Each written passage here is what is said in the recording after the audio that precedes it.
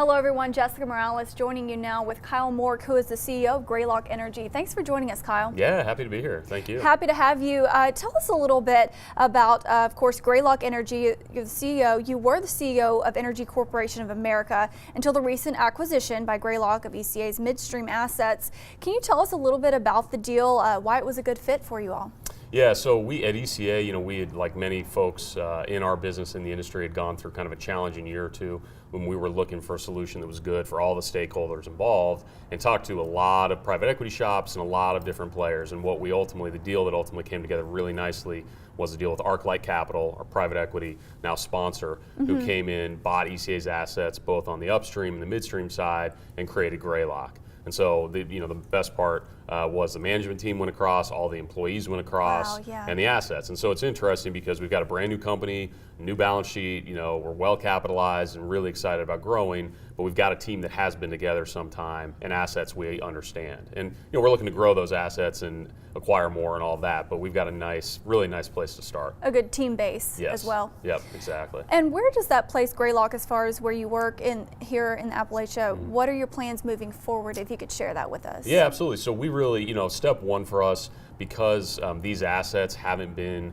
developed in terms of new wells, haven't been drilled and fracked in a couple of years. And so really step one is getting production up. And so we're fortunate, we've got a really nice core position in Greene County, so southwest PA and the dry gas portion of the Marcellus. That's really the first part, is let's get production up. We've got properties, we've got some DUCs ready to go, so wells that were either ready to complete when the transaction was done, or were partially drilled, and we'll finish out drilling and complete those.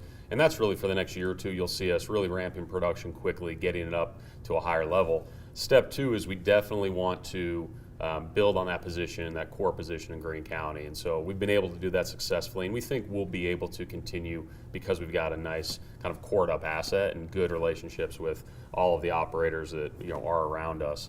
But then we're really excited about looking for acquisition opportunities. And so that goes on the upstream side as well as the midstream.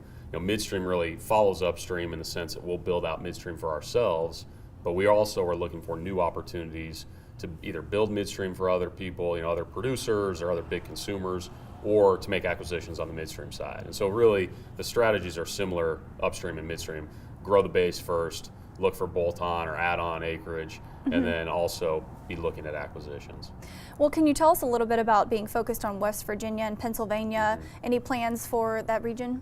Yeah, so we really, again, our core is that Southwest PA, but we're fortunate to have an asset base that really, it stretches from Kentucky to New York, and wow. The core of that, I would say, is from a Marcellus or Utica standpoint, is really central West Virginia to central PA. And I think that's where you'll see us continue to focus. We will be definitely high grading that position, and so we may be selling some non-core acreage. We definitely will be looking to buy both production and acreage and midstream assets. And then, the question becomes at some point, do we do a larger transaction, a larger acquisition? And that's something we will absolutely be looking at, but, it's not guaranteed, right? That's more opportunistic as we go forward. I see. And also, what benefits have you found to operating in this little corner of the world, if you will? What about the challenges, both for you and the industry, that you see? Yeah, so the benefits, this is really where I started my career, and it was pre-unconventional, pre-Marcellus, and so it's been fun to see that transition. I was saying earlier, I remember when we drilled vertical wells that were 4,000 feet deep and cost $300,000 to drill, and now, we were talking, you could be putting on a 15 or 20 well pad $150 million to work. Yeah. So it's just insane, the changes that have gone on. But the thing I love about this part of the world is it is a pretty close-knit group as far as the industry goes. You see a lot of the same folks. People work pretty well together, even though we're competing, right, with a lot of our peers. And but that's kind of the fun part about it. Challenges, I think, obviously the last several years, commodity prices have been, not great, and then they're kind of better now, but not where any of us would like them. We'd like to see them come up some. And in Appalachia specifically, obviously on the gas side, we've been constrained, right? And so it's about getting gas out of Appalachia. We appreciate your time. Yeah. Thanks for joining us, Thank Kyle. you. I appreciate it. You're very welcome. And for Hard Energy, I'm Jessica Morales.